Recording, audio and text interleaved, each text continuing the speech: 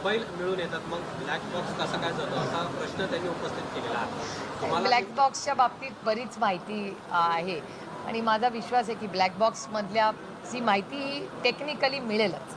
मला काही त्याच्यात अडचण वाटत नाही.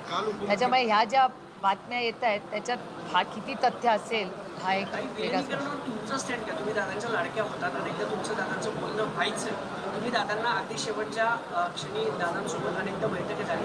विलिनीकरणावर तुमची काय चर्चा झाली होती? दादांनी तुम्हाला काही सांगितलं होतं की सुप्रिया आपल्याला असं करायचं तसं करायचं? प्रेस पण झाली नाही तुमची.